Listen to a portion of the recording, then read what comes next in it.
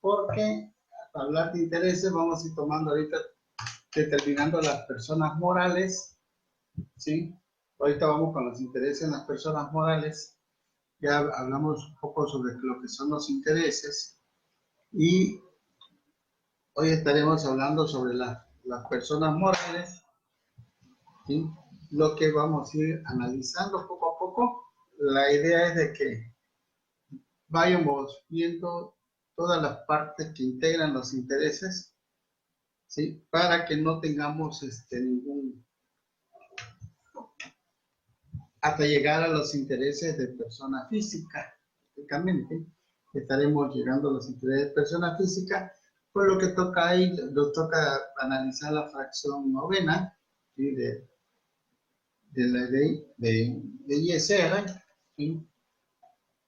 Y como vemos, partes importantes de esto es el manejo correcto de los intereses. Antes de nada, quiero saludar aquí a José de Jalisco, a Julio de Chiapas, que siempre nos acompaña. Hoy para Julio sería un tema un poquito así repetitivo, vamos a decir, porque el tema que vamos a hablar es sobre la fracción novena del artículo octavo, la ley sobre la renta, de qué es lo que se consideran como intereses también. A Pablo de Querétaro, ¿sí? Que está con nosotros. Y también les quiero informar que nuestro siguiente, el quinto módulo y último módulo de nuestro diplomado fiscal, que tendremos el día 6 de septiembre, será con el licenciado Rafael Nectalí Ángeles Delgado, y serán los servicios profesionales como actividades vulnerables para el lavado de dinero. Un tema muy importante cuando hablamos de lavado de dinero, ¿sí? Estamos hablando de parte de los delitos con el dinero, tanto falsificación como lavado no son los delitos nuevos, ni delitos provenientes únicamente del narcotráfico. Estos delitos han existido paradójicamente desde antes de que existiera el dinero, como lo conocemos hoy, y conectado a muchos otros delitos como la falsificación, secuestro, extorsión, forma de rehenes, enriquecimiento ilícito, evasión de impuestos, terrorismo y muchos más. Algo de todo esto estaremos viendo en este tema, que va a ser muy importante, ya que ahorita si vamos viendo lo que es la ley de lavado de dinero, cada día nos va encerrando más, nos va exigiendo más obligaciones y nos va llevando a un poco que ya la materialización ha quedado un poquito relevado de esto, ya que ahorita vamos a empezar también con los controles que es el compliance, es otro tema que también el compliance viene a poner los controles de organización para todo lo que es por ejemplo, las empresas, ¿no? Lo que le decimos el control interno, pero ya con el compliance va a ser un poquito más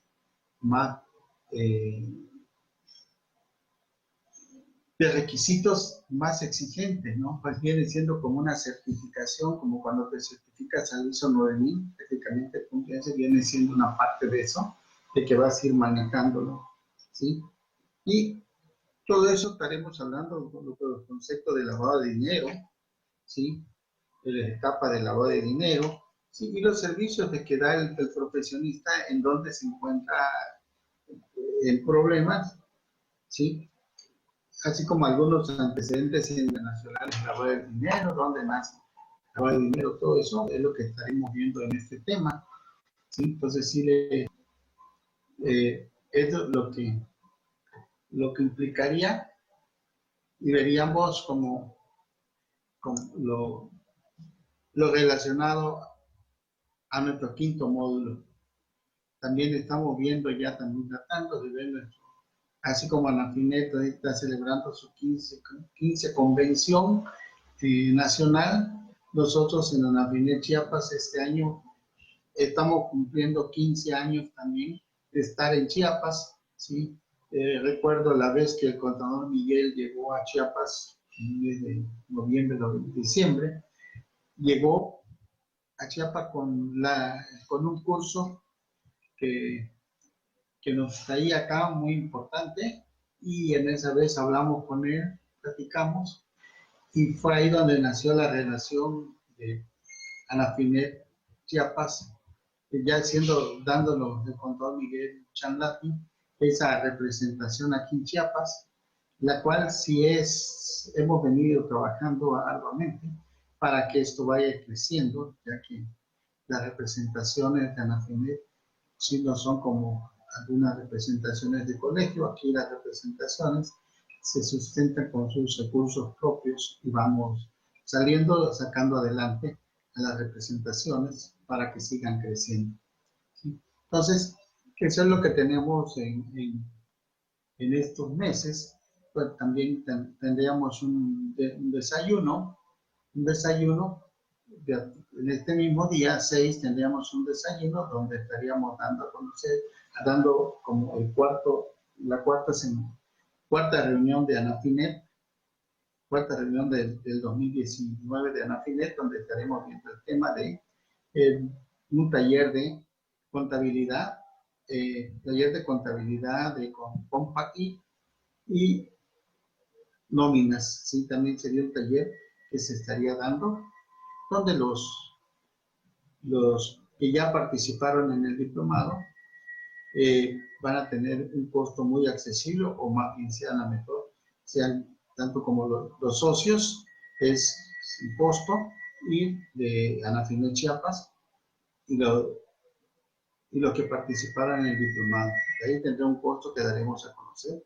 Estaremos tratando sobre lo que es un taller de contabilidad electrónica, pero con el programa Contapac, y de nóminas con la misma empresa. ¿Sí? Entonces, pasando ya al tema, pues seguiremos dando el siguiente charla, que estaremos hablando sobre los tratamientos de los intereses, ¿sí? Y vamos viendo parte por parte para llegar hasta las personas físicas. Ahorita vamos a ver un poco sobre las personas morales, ¿sí? Las personas morales, los intereses de las personas morales, para ir adentrándonos a lo que es el mundo del interés. ¿Sí? Entonces, como bien sabemos, dice que para los intereses vamos a hablar un poco sobre lo que es los componentes inflacionarios, ¿no? Lo que prácticamente lo que es el artículo 44, ¿sí? ¿Sí? Es lo que estaremos platicando, y vamos a entrar de lleno. Anteriormente quedamos en los factores de actualización y la determinación del valor de bienes, término de operación del término de periodo, ¿sí? Que es donde terminamos la charla de la vez pasada, ¿sí? Es donde estuvimos trabajando y viendo lo que es con relación a este tema. Hoy entramos de lleno a los intereses vengados, que es el artículo 18. En su fracción novena dice: para efecto de este título se considera ingreso acumulable, además de los señalados en otros artículos de los siguientes: los intereses devengados a favor en el ejercicio sin ajuste alguno, y en caso de interés moratorios, a partir del cuarto mes se acumularán los intereses, únicamente los efectivamente cobrados. Para efecto de esto se consideran que los ingresos por intereses moratorios que se perciben con posterioridad al tercer mes del mes siguiente, aquel en que el deudor ocurrió la mora, ocurren los primeros términos de intereses moratorios devengados en los 3 meses siguientes, aquel en que el deudor ocurrió el mora hasta el momento recibido, excepto monto de los intereses. Aquí nos dice que juntamos los intereses que devenguemos en el mes, ¿sí? Vamos a irlos que vayamos devengando a favor, vamos a irlo acumulando. Entonces, esa es la parte que los intereses tenemos que ir cuidándolos, ¿sí? Y no dejarlos olvidar, ¿sí? Pero esta fracción también nos manda, también nos dice, eso, en la fracción 18, el artículo 18, fracción décima, nos dice que para efecto de este impuesto se incluirá el ajuste anual que resulte acumular los ingresos terminados en la fracción 44 de esta ley. O sea, ahí ya estamos hablando que el 18 de la ley ya nos está dando también que juega para efectos de intereses, el componente inflacionario, ¿sí? Nos está considerando ingresos. Entonces, el componente inflacionario, la utilidad por los ingresos inflacionarios, ya juega para efectos del componente inflacionario, ¿sí? Entonces, ese sí es el ajuste anual por inflación que resulte acumulable en los términos del artículo 44. Entonces, ya en base a eso, ya podemos ver que tenemos que hacer todo nuestro cálculo, que esto, que lo vimos anteriormente, podemos ver que esto vamos a hacer nuestros cálculos necesarios para determinar el componente inflacionario, ¿sí? Entonces, de ahí que volví a ver este tema para dar un recordatorio y no perdernos y salirnos todo lo que es los intereses, ¿sí?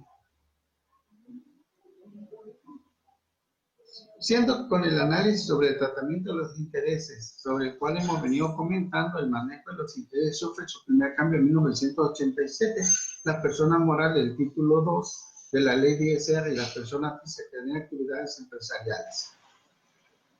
La ley considera susceptible ser grabadas, en efecto, el impuesto sobre la renta nacional tiene el objeto de grabar las manifestaciones patrimoniales de las personas, ¿sí? De acuerdo con Sergio Francisco de la Garza, el objeto de dicho impuesto no es otro sino grabar riquezas, información que en primer caso de impuestos sobre la renta mediante opción de ingreso. O sea, prácticamente la ley nos está diciendo, bueno, nos dijo, bueno, tú estás ganando riqueza también por manejar cuentas de acreedores, cuentas que tienes de contingencia prestada, que te prestaron y todo eso, también te está generando riqueza porque o prestaste dinero y está generando riqueza. ¿Por qué? Porque por esos intereses que estás devengando vas a tener un ingreso. Y por el dinero que te prestaron y que por inflación está ganando, también vas a tener un ingreso. Entonces, quiere decir que tenemos ingreso por ambas partes, ¿sí? Por el préstamo que hago, cuando presto dinero, tengo intereses, cobro intereses y genero un ingreso. Y cuando estamos actualizando estos componentes, nuestras ganancias inflacionarias, ¿sí? Hacemos nuestros ajustes de inflación, ajuste anual por inflación, cantidad de componentes inflacionarios, hacemos nuestros ajustes de inflación, también nos genera riqueza, porque obtuvimos un interés por esa ganancia de tener el dinero en posesión de nosotros que nos prestaron. Entonces, ahí es donde vamos viendo que sí es necesario manejar el ajuste anual por inflación, ya que de lo contrario, pues estaríamos omitiendo un ingreso que que generó la empresa el simple hecho por tener dinero de acreedores, proveedores y todos estos, ¿sí? Entonces, hasta ahí es donde estuvimos platicando y vamos viendo de qué hacer nuestros análisis y cálculos bien. Y aquí nos dice ajuste mediante índices, ¿sí? En el artículo octavo, cuarto párrafo de la ley, interesa dice cuando los créditos o de deudas se se ajustan por índices, factores, UDIs o cualquier otra forma. Este ajuste, ahí también está mal escrito, es ajuste, es igual a interés devengado. Entonces, de ahí ya que nos está dando que por el simple hecho de tener créditos, ese ajuste ya es un interés devengado. Entonces, hay que tener todos nuestros papeles de trabajo bien en forma para no tener ningún problema al final de que lleguemos a nuestros cálculos, ¿sí? Y vayamos analizándolos.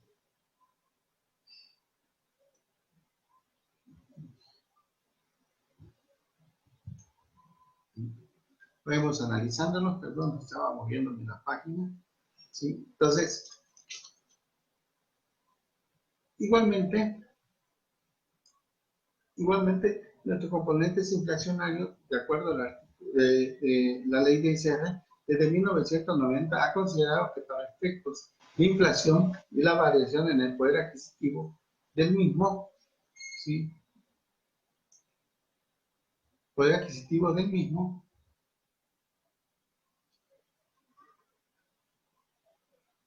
primero con la comparación de los intereses con los componentes inflacionarios, no sino a partir del año 2012, ¿no? En donde se deduce o en caso acumula con motivo de incremento o disminución real de las deudas de sus créditos transcurridos del tiempo y la inflación de cierre del ejercicio. Ahí es donde empezamos en el 2002, empezamos a posible esto de acumular los incrementos y disminuciones reales de las deudas en los intereses. ¿Sí? No sé, está ahí cómo vamos. 7. Entonces les digo, ahí es donde vamos considerando que es el interés de las deudas. De ahí que nosotros tenemos que hacer una cédula de trabajo para determinar nuestros ajustes anuales por inflación.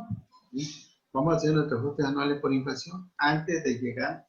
Ya tenemos intereses, ahora vamos a determinar nuestro ajuste anual por inflación, el cual acumularemos al momento de que apliquemos el artículo 9 de la ley de ISR, donde cuáles son los ingresos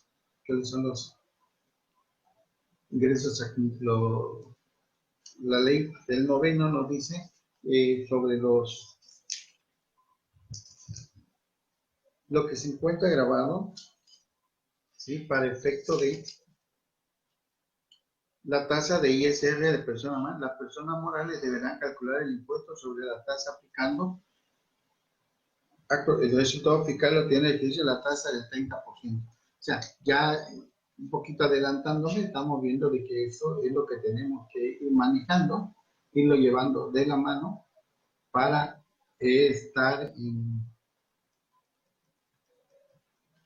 llevar en orden todo esto. De ahí que analizando el 18 de la ley, podemos ver, se incluirá el ajuste anual por inflación, el que resulta acumular en los términos de lo señalado en el artículo 44, por lo que le estaremos platicando. O sea, y ahí vamos a analizar, de acuerdo al 18, analizamos y empezamos a hacer nuestro ajuste anual por inflación, ¿sí? Y es donde vamos a empezar a trabajar y hacer nuestras cédulas de trabajo. ¿Por qué quise tocar el tema? Porque no me quise saltar este tema, ya hemos platicado anteriormente, pero quiero llevarlo todo que vaya en conjunto para que no nos perdamos, ¿sí? Y ya hablamos del ajuste anual por inflación, ¿sí? Donde analizamos los cálculos y vamos viendo todos los movimientos que vayamos manejando, ¿sí? Y que vayan considerar queden dentro de nuestros papeles de trabajo debidamente bien soportados, ¿sí? Es muy importante estar bien soportado, no nada más hacerlo. ¿Qué se consideran los créditos? ¿Qué se consideran los créditos para efecto de este artículo? Si vemos lo que sean a cargo de persona física y no provengan de actividades empresariales, prácticamente eso es lo que nos viene dando, que son los créditos. ¿Sí? También que sean un plazo a la vista, a plazos menores de un mes o plazos mayores si se cobran antes de un mes, se consideran que son plazos mayores de un mes si el cobro se efectúa después de 30 días. Ahí estamos viendo que también nos da un parámetro que nos dice, bueno, después de 30 días, si ya juegan, menos de 30 días no juegan, ¿sí? Ya va controlando. Lo que sean a cargo de socios, accionistas, asociantes, asociados en la asociación en participación, que sean personas físicas o ciudadanas residentes en el extranjero, salvo que en este último caso esté denominado en moneda extranjera y provenga de la exportación de bienes y servicios. En caso que esté en moneda extranjera, primero lo que tenemos que hacer es convertirlos a moneda nacional, determinar también ahí si hay variación entre la utilidad o pérdida cambiaria. Es otro punto que vamos a tomar en cuenta también para ver cuáles son los intereses y cuál es la variación del componente inflacionario, porque también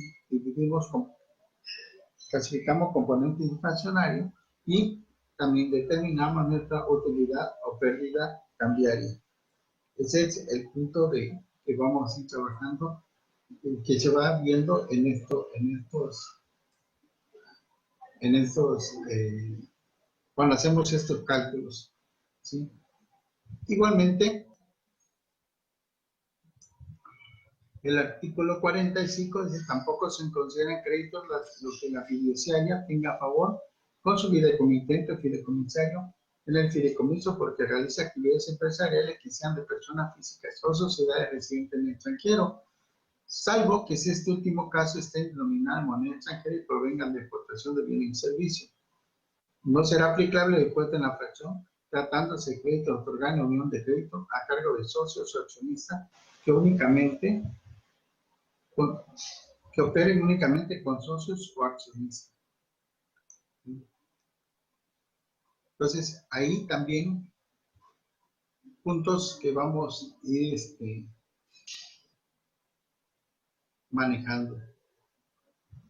Aquí me pierdo mucho con...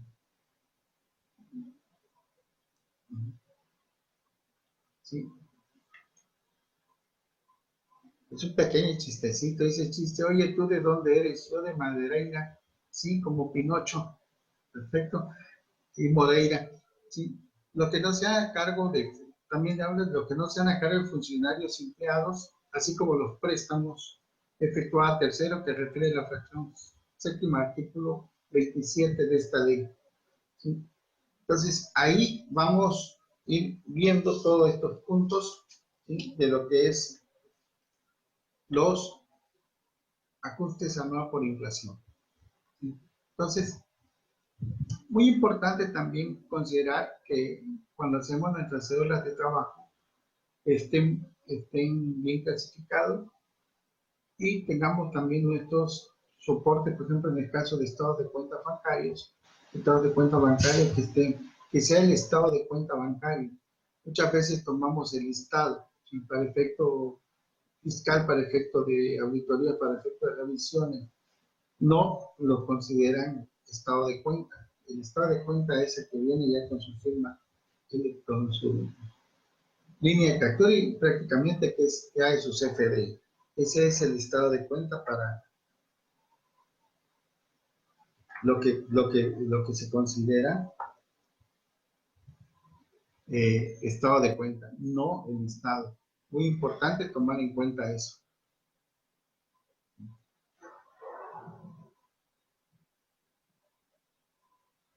También hay que considerar que dentro de todos nuestros papeles de trabajo, ¿sí?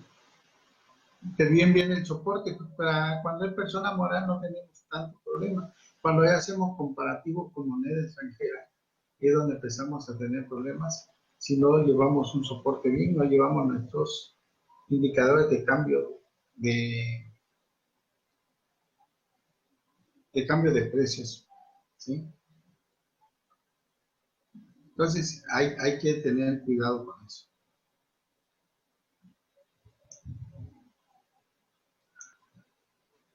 Y también hablamos un poco sobre las acciones y los certificados sin percepción no amortizable y los certificados de depósito en bienes generales de la representante de la propiedad, representan la propiedad del bien, la aportación de la acción en participación, así como los títulos y valores cuyos rendimientos no se consideran intereses en los términos de esta ley. ¿Sí? Entonces son otras partes que tenemos que ir considerando, ¿sí? Dentro de este artículo.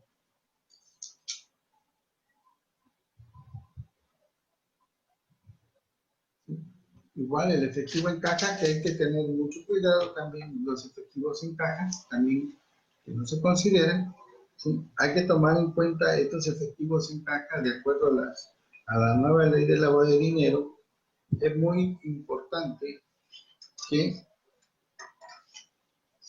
sepamos el origen, si es un apaciguamiento por ventas de público en general que quedas en el día, tu venta global del día, que cargas a caja con abono a ventas, que eso esté bien soportado también para efecto de tus efectos fiscales, porque muchas veces ni siquiera lo registramos, ¿sí? Cargamos a caja, nada más cuando tenemos venta, pero el importe de que tienes a depositar, tengas a depositar, sé exactamente lo que vendiste y no se te vayan quedando saldos de cajas negativos por ahí y vayas teniendo problemas.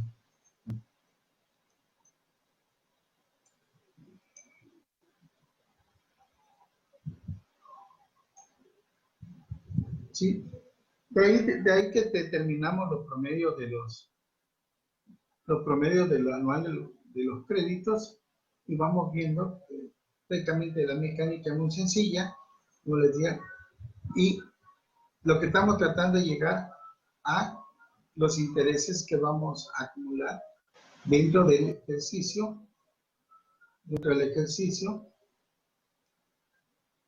y para efecto de nuestros intereses como persona moral. ¿Sí? Como persona moral vamos a ir determinando nuestros intereses y vamos a ir considerando. De ahí que determinamos, ya una vez que determinamos los intereses, vamos a la estimación del promedio anual de créditos.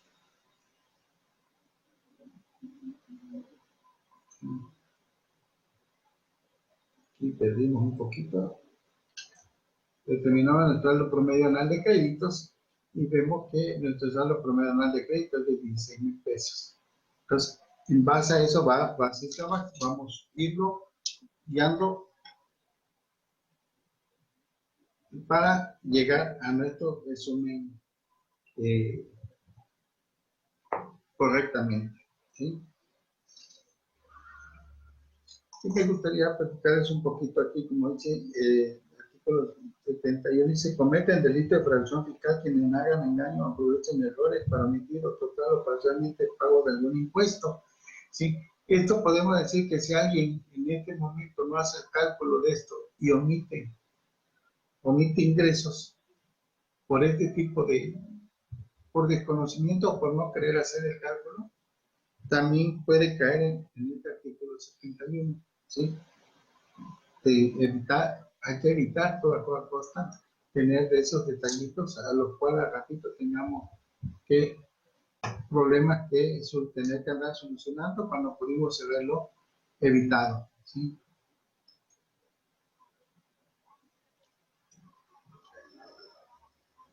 ¿Sí? El saldo promedio de las deudas del artículo 46, ¿sí?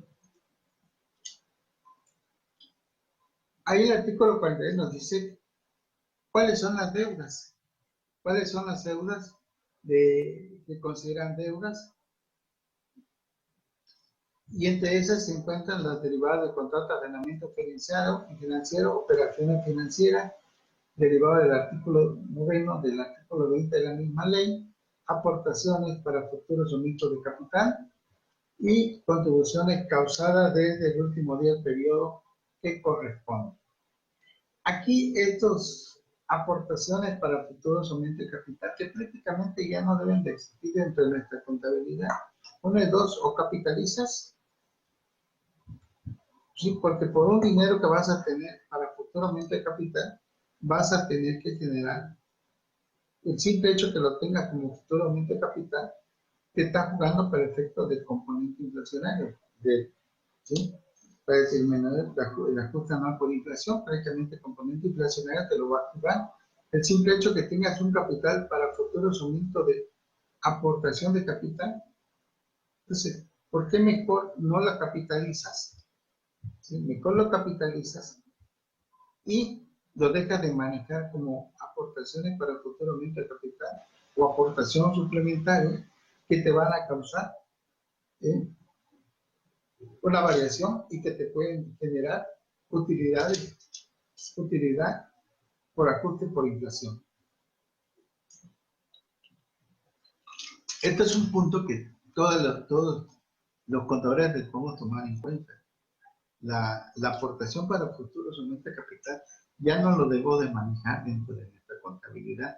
Debemos de ir capitalizando. Podemos capitalizarlo, si eres una SADCB, capitalizarlo dentro del capital variable, manejarlo dentro del capital variable para que dentro del capital variable lo incrementas y en un futuro lo puedes también disminuir, ¿sí? Puedes disminuir ese capital variable, ya que el capital fijo no se puede disminuir, pero el capital variable, que son para eventualidades, para solventar problemas financieros de tu empresa, mediante un acta de asamblea ordinaria, ¿sí? Lo puedes hacer tu aumento de capital variable, donde aumente tu capital variable, que posteriormente vas a poderlo retirar mediante una asamblea. Aumentas con una ordinaria y cuando retires vas a retirar con una asamblea extraordinaria, porque más, dejarlo más soportado y que también en la ley te deja que sea extraordinaria cuando haya retiro. Cuando es aumento puede ser no ordinaria, pero el retiro tiene que ser un extraordinario. Entonces, ahí podemos también quitar eso de que generemos intereses por ajuste anual por inflación, porque prácticamente este ajuste anual por inflación se consideran intereses. Entonces ahí puedes ser que sea una partida que te está generando interés, ¿sí? Y mejor moverlo al capital variable, no vas a tener ningún problema. Entonces, de tener que estar pagando algo que no debes, solamente por tener tu capital ahí. Entonces, ese es un detalle que siempre le hemos recomendado de que no se maneje ya las aportaciones para futuro aumento de capital o aportaciones suplementarias. Las contribuciones causadas desde el último día del periodo que corresponde hasta el día en que deba pagarse, ¿sí? También tus impuestos, si no los pagas en tiempo, te está generando una ajuste por inflación. Entonces, por lo tanto, pagas recargos y te genera utilidad, entonces está dobleteando tus intereses.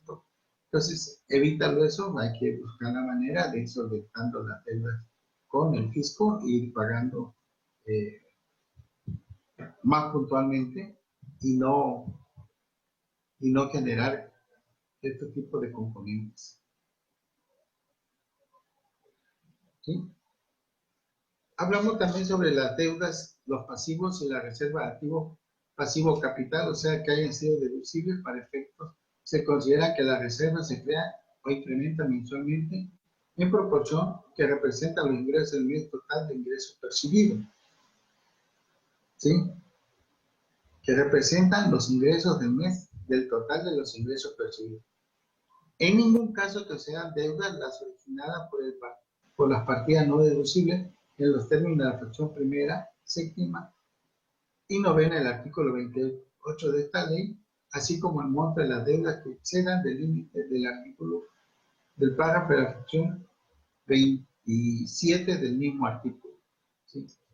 Entonces, también no se consideran, si vemos el 28 de la ley de ISR, en los no deducibles, nos dice la fracción primera del 28, nos dice que son, permiten,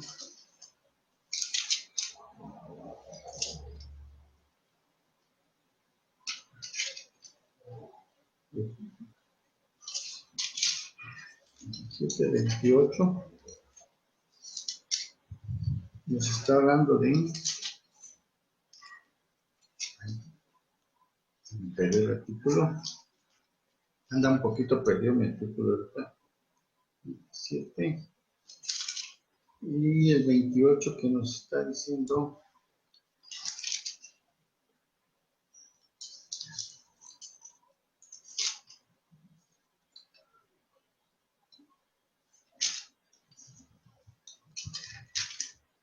el 28 que nos dice la fracción primera, los pagos de impuestos sobre la renta a cargo del propio contribuyente. La fracción séptima que nos está hablando de la fracción séptima que nos está hablando de intereses en ciertos casos, como son devengado de préstamos por adquisiciones de valor con el gobierno federal inscrito en el Registro Nacional de Valores. Esos tampoco los vamos a acumular. Y el noveno, que es el noveno, estamos hablando también de reserva de indignación o de antigüedad. Esas tampoco juegan para el componente inflacionario. Son artículos que tenemos que tomar en cuenta que no juegan.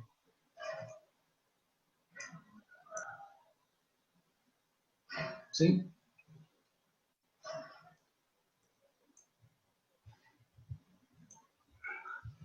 Para el efecto del artículo 44 de esta ley, se considera que se contraen deudas por adquisiciones de bienes o servicios en la obtención de uso o goce temporal de bienes por capital tomado en préstamo cuando cualquiera de los siguientes supuestos. ¿Sí? ¿Cuáles son los supuestos? Pues los supuestos son la adquisición de bienes o servicios, la obtención de uso o goce temporal de bienes, ¿sí? El precio de la contraprestación que se pague con posterioridad a la fecha que ocurre el supuesto del que se trata, ¿sí? Entonces son prácticamente lo que vamos a ir teniendo. Tratando de capital tomado en préstamo cuando se reciba parcial o totalmente el capital. En caso de cancelación de una operación de la cual deriva una deuda, se cancela la parte del ajuste anual por inflación que le corresponde a dicha deuda en los términos que establece el reglamento. Aquí, si una deuda se cancela, ¿sí?, en un determinado periodo, antes de terminar tu componente de inversión anual, hay que cancelarla para evitar tener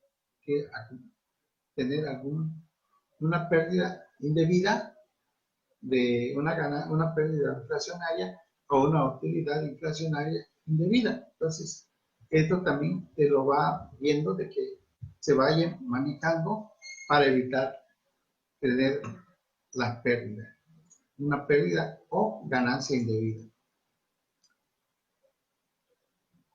Y acá, como ya determinamos el saldo promedio anual de los créditos, ¿sí?, vamos viendo que la determinación es tan sencilla. Es la suma de los saldos de deuda del último día de cada uno de los meses del ejercicio, más número de meses del ejercicio, igual al saldo promedio de las deudas. Ese sería el total de nuestras deudas, donde estaríamos manejando nuestros componentes, nuestra ajuste anual por inflación que vamos a ir manejando. De ahí ya deberíamos determinar nuestra ajuste anual por inflación y estaremos ya casi determinando el interés que vamos a acumular por esas ganancias por indicadores que nos marca la ley. Entonces, de ahí es donde empezamos a tener la forma como correcta como debemos de manejar. Entonces, no sé si está ahí cómo vamos, si tenemos algún comentario, sí me gustaría saberlo, para que vayamos, ahorita que intentemos ya en el siguiente tema donde los ajustes y vamos a ir manejando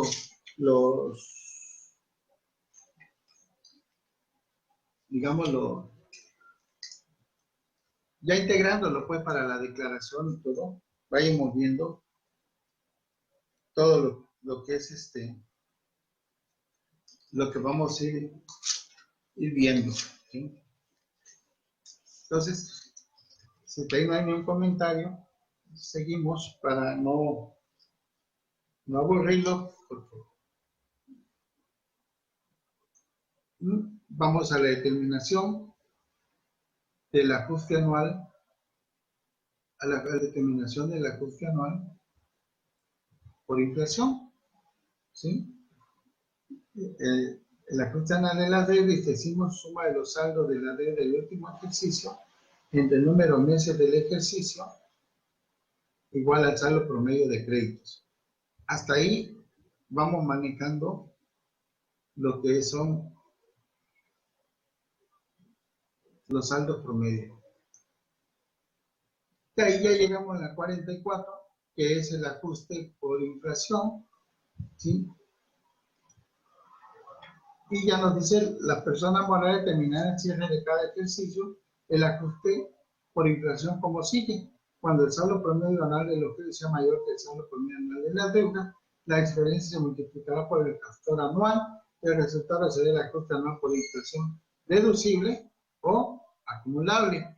En este caso, estamos viendo que lo acumulable porque son los intereses que nos va a generar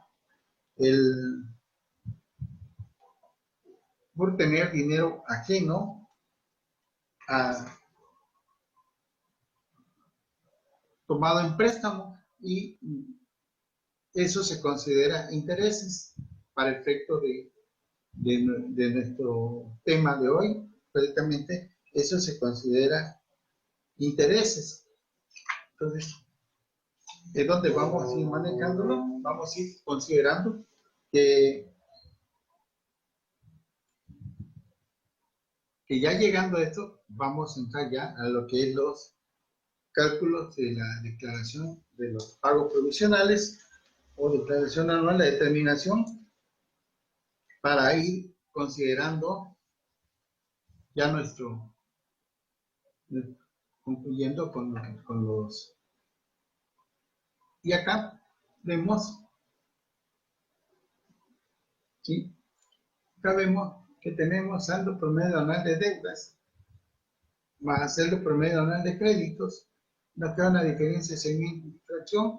Esa diferencia que tenemos son los intereses que vamos a ir generando, ¿sí?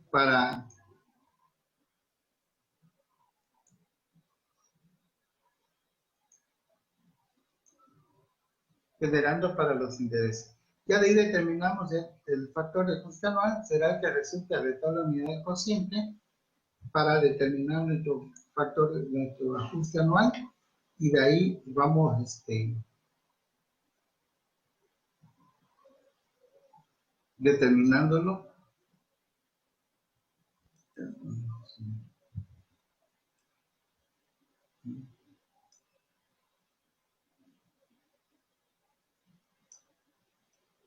De ahí determinamos nuestro ejemplo, el índice, sacamos nuestro factor de ajuste y sobre eso vamos ya para ir cerrando nuestro tema. ¿Sí?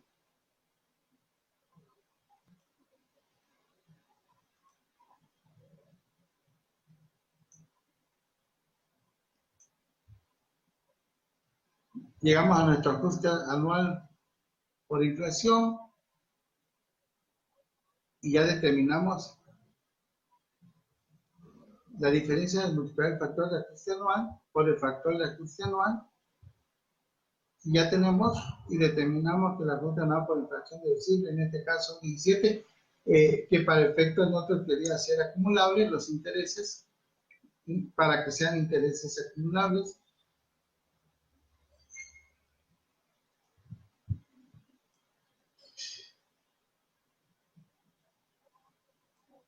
¿Sí? De ahí ya vamos a llegar, prácticamente llegamos a lo que es el artículo 9, que es donde vamos a dejar hoy el tema, que ya nos empieza a decir que las personas morales deberán calcular el impuesto sobre la renta aplicando el resultado fiscal obtenido en el ejercicio a la tasa del 30%. El resultado fiscal del ejercicio determinará como sigue: se obtendrá la utilidad disminuyendo de la totalidad de ingresos acumulables los obtenidos en el ejercicio. Las deducciones aprovechadas por este artículo y la participación de las utilidades de los trabajadores de acuerdo al 123 de la Constitución Política. Igualmente, a la utilidad fiscal del ejercicio disminuirá en caso las pérdidas fiscales pendientes aplicadas en el ejercicio. Este es en caso breve de lo que es la determinación. Ya de ahí estaremos llegando al tema de, con esto estaremos dando, llegaremos al tema de ir determinando ya como el cálculo, y posteriormente nos pasaremos a lo que es personas físicas, que es un poquito más, digamos, un poquito más robusto la persona física que la persona moral, porque hay mucho más cálculos de lo que vamos a tratar con la persona física. Y con esto ya entraremos al tema de interés acumulable o pérdida inflacionaria en las personas morales, la forma del cálculo, que es muy sencillo. Y ya nos estiramos saltando a lo que es persona física. ¿Sí? Ese es el tema que vamos a manejar. Sobre acá no sé si hay algún comentario, ¿sí? Para ya dar por terminada esta nuestra sesión, ¿sí? Y ir manejándola y trabajemos ya con lo que es intereses, persona física, lo que tenemos que ir considerando. También no sé,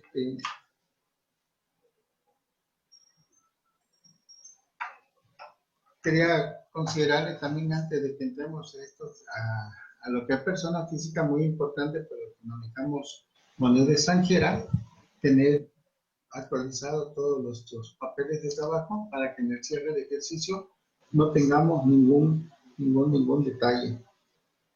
¿Sí?